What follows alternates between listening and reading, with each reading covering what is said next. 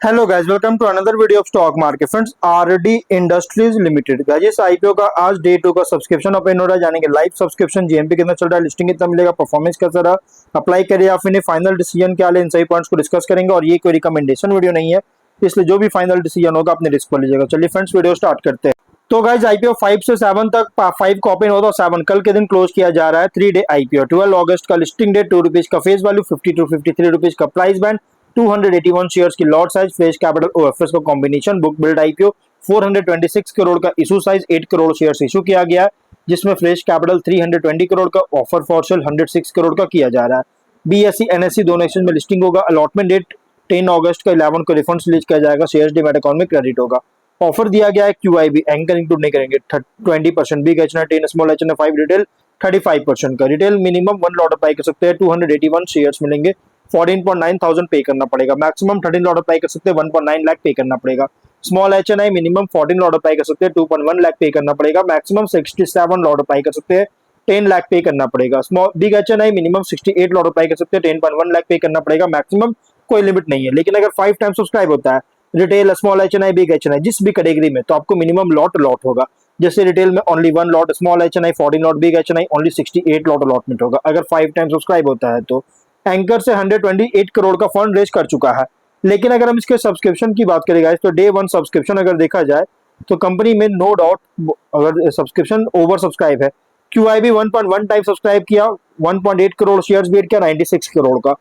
और बाकी H N आई retail में बहुत ही स्ट्रॉन्ग सब्सक्राइब, जो कि बिग एच एन आई 5.4 टाइम सब्सक्राइब है, 80.4 लाख शेयर्स का ऑफर था, 4.3 करोड़ शेयर्स बेट किया, 229 करोड़ का। और स्मॉल एच एन आई 6 टाइम सब्सक्राइब है, 40.2 लाख शेयर्स ऑफर था, 2.4 करोड़ शेयर्स बेट किया, 128 करोड़ का। रिटेल 3.4 टाइम सब्सक्राइब है, 2.8 करोड़ शेयर्स ऑफर था, 9.7 करोड़ शेयर्स का बेट किया, 512 करोड़ का। टोटल 3.2 टाइम सब्सक्रिप्शन है, 18.2 करोड़ शेयर्स बेट किया, 965 करोड़ का। नो डाउट गाइस, कंपनी बहुत ही स्ट्रॉन्ग सब्सक्राइब देखने को मिल रही है। अगर हम जीएमपी की बात करें गाइस, तो कंपनी का जीएमपी ट्रेड कर रहा है, अगर देखा जाए तो उसका जीएमपी है लगभग 14 रुपीज का। जीएमपी ट्रेड कर रहा है, 26.4% का। स्ट्रॉन्ग लिस्टिंग गेन एक्सपेक्ट कर सकते हैं। और लगभग अगर हम बात करें गाइस तो इसका बिजनेस की बात करें, देखो, जो कि 67 रुपीज का एस्टिमेटेड लिस्टिंग प्राइस और 3934 रुपीज के एस्टिमेटेड प्रॉफिट सिंगल लॉट में मिल सकता है। लेकिन बिजनेस अगर देखा जाए तो कंपनी का जो बिजनेस है, अगर हम बात करेंगे तो ये जो है, ये one of the leading player है लीड और अदर मेटल्स का रिसाइकलिंग के में।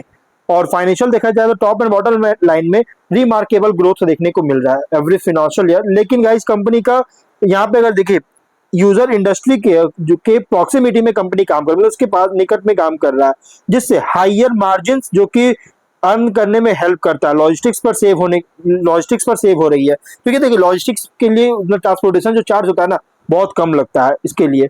और ये इसके लिए एक एडवांटेज है कि प्रॉफिट में अच्छी ग्रोथ देखने को मिल रहा है। अर्निंग जो है बहुत ही बेहतर देखने को मिल रही है, मार्जिन बेहतर मिलता है इससे। ठीक है, इसमें ज्यादातर कंपनी रेवेन्यू जो है अगर देखिएगा तो इन्हीं सबसे जनरेट हो रहा है, प्योर लीड से और टोटल लीड अलॉय से देखिएगा तो रेवेन्यू यहाँ पे कॉन्ट्रीब्यूशन है टोटल का। लेकिन प्योर लीड से ज्यादातर रेवेन्यू जनरेट करती है, 56% का कॉन्ट्रीब्यूशन है अकेले। और कंपनी दोनों से जनरेट करता है, डोमेस्टिक और एक्सपोर्ट दोनों से। लेकिन एक्सपोर्ट की बात करें तो ज्यादातर सिंगापुर और स्विट्जरलैंड, ये दोनों से रेवेन्यू जनरेट कर रही है, एक्सपोर्ट कॉन्ट्रीब्यूशन है। और अगर हम यहाँ पे और जिसमें यूएई जो कि बहुत ज्यादा, मतलब कि कंपनी का जो इम्पोर्ट करता है, इम्पोर्ट होता है प्रोडक्ट, दुबई से ज्यादा इम्पोर्ट होती है। और अगर हम यहाँ बात करें इस कंपनी का, यहाँ फॉरकास्ट देखिएगा इंडिया का रिसाइकल लीड इंगॉट्स का डिमांड, तो 30 फाइनेंशियल ईयर तक 6.1% CAGR पर ग्रोथ करने का एस्टिमेट है। वहीं रिसाइकल लीड इंगॉट्स डिमांड जो है ऑटोमोटिव, नॉन ऑटोमोटिव के द्वारा स्प्लिट किया गया, जो कि ऑटोमोटिव 6.5% और नॉन ऑटोमोटिव 5.3% CAGR के साथ ग्रोथ करने का एस्टिमेट है। जबकि प्रोडक्शन ट्रेंड जो है लीड एसिड बैटरी का, ये 7.4% के साथ ग्रोथ करने का एस्टिमेट है। इसके कॉम्पिटिटर है Gravita India, Quanti Oxides and Chemicals, Jain Resource Recycling, ये सभी इसके कॉम्पिटिटर है। ऑब्जेक्टिव क्या है, तो working incremental working capital requirement और आउटस्टैंडिंग बोरोइंग का रिपेमेंट या प्रीपेमेंट करना चाहती है, और जनरल कॉर्पोरेट पर्पस के लिए फंडिंग चाहता है। Ratios ROE 81, ROCE 44.2, RONW 47.4, PAT margin 7.2, EBITDA margin 12.6% का, डेट टू इक्विटी 1.2 और पीबी है कंपनी का 21.5, पी रेशियो 15.9 टाइम का। इसके रिसेंट फाइनेंशियल डेटा के अकॉर्डिंग प्राइस जो रखा गया एग्रेसिव, मतलब कि ओवरली प्राइस रखी गई है। लेकिन अगर स्वॉट एनालिसिस करें तो स्ट्रेंथ अगर देखा जाए तो company lead recycling and non ferrous metal manufacturing sector में ऑपरेट करता है। One of the established player है इन्वायरमेंटली रिस्पॉन्सिबल रिसाइकलिंग में लीड बेस्ड मटेरियल्स का और नॉन फेरस मेटल स्क्रैप का, और रिफाइंड लीड और वैल्यू एडेड लीड अलॉयज का मैन्युफैक्चर करता है, जो कि आगे ये प्रोडक्ट यूज होती है batteries, electric mobility, automotive, industrial applications में। और इंटीग्रेटेड मैन्युफैक्चरिंग फैसिलिटी है जो कि लार्ज प्रोडक्शन कैपेसिटी के साथ, और ये ऑपरेशनल एफिशिएंसी सपोर्ट करता है। स्ट्रॉन्ग एक्सपोर्ट प्रेजेंस है कस्टमर्स के साथ मल्टीपल इंटरनेशनल मार्केट में, और इंटरनेशनली रिकॉग्नाइज्ड क्वालिटी, इन्वायरमेंटल और सेफ्टी सर्टिफिकेशंस होल्ड करता है। और डिमांड इंक्रीज हो रही है बैटरी रिसाइकलिंग और सर्कुलर इकोनॉमी से, जिससे कंपनी को बेनिफिट मिलता है।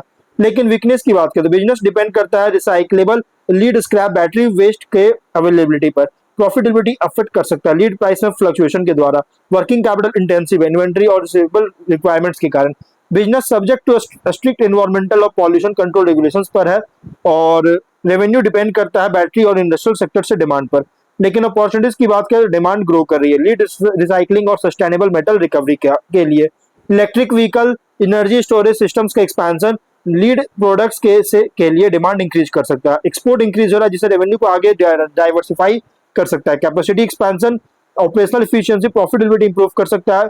और फोकस ग्रो कर रहा है सर्कुलर इकोनॉमी पर, जिससे long term business growth support करता है। लेकिन थ्रेट अगर देखा जाए तो स्ट्रॉन्ग कॉम्पिटिशन है ऑर्गेनाइज्ड अनऑर्गेनाइज्ड रिसाइकलिंग कंपनीज से, और इन्वायरमेंटल रेगुलेशंस में कोई बदलाव होता है तो कॉम्प्लायंस कॉस्ट इंक्रीज कर सकता है। ग्लोबल मेटल प्राइसेस में वोलेटिलिटी मार्जिन इंपैक्ट कर सकता है। Supply chain disruption raw material availability को अफेक्ट कर सकता है। Economic slow down industrial demand को रिड्यूस कर सकता है। पीयर कॉन्टेक्ट करें तो अदर लीड रिसाइकलिंग कंपनीज के कंपैरिजन में ऑपरेट कर रहा है एज एन इंटीग्रेटेड रिसाइकलर और manufacturer of refined lead and lead alloys का।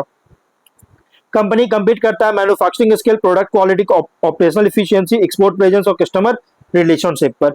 इन्वेस्टर के लिए आईपीओ रिप्रेजेंट कर रहा है recycling and non ferrous metal sector play, जहां लॉन्ग टर्म ग्रोथ डिपेंड करता है raw material availability, export growth, operational efficiency और सस्टेनेबल मेटल रिसाइकलिंग के लिए डिमांड इंक्रीज हो रहा है इस पर। लिस्टिंग स्ट्रेटजी, लिस्टिंग इनके लगा सब्सक्रिप्शन डिमांड स्ट्रॉन्ग होता है रिटेल एचएनआई क्यूआईबी में, तो आप कंसीडर कर सकते हैं। लेकिन जीएमपी सब्सक्रिप्शन ट्रेड मॉडल के जो इशू क्लोज से पहले लॉन्ग टर्म के लिए उन इन्वेस्टर के लिए सुटेबल इनका पॉजिटिव आउटलुक है रिसाइकलिंग, बैटरी मटेरियल्स और सर्कुलर इकोनॉमी पर। लेकिन लिस्टिंग के बाद कुछ पॉइंट्स को रेगुलर ट्रैक करना हो, जैसे capacity utilisation, export growth, operating margin, customer diversification और प्रॉफिटेबिलिटी आपको रेगुलर ट्रैक करते रहना होगा। स्ट्रेटजी वर्डिक्ट लिस्टिंग इनके लिए अगर सब्सक्रिप्शन डिमांड जीएमपी सपोर्टिव होता है तो कंसीडर कर सकते हैं लॉन्ग टर्म के लिए। उन इन्वेस्टर के लिए सुटेबल इनका लॉन्ग टर्म व्यू है recycling and non ferrous metal sector पर। तो ओवरऑल अगर बात करें गाइस तो ये देखिए आईपीओ जो नहीं pure medium to long term IPO, तो जो भी फाइनल डिसीजन होगा अपने रिस्क पर लीजिएगा। ये कोई रिकमेंडेशन वीडियो नहीं है। तो गाइस वीडियो कहीं पर एंड करते हैं। अगर कोई डाउट है कमेंट बॉक्स में पूछे। मिलते हैं नेक्स्ट वीडियो में। Till then bye.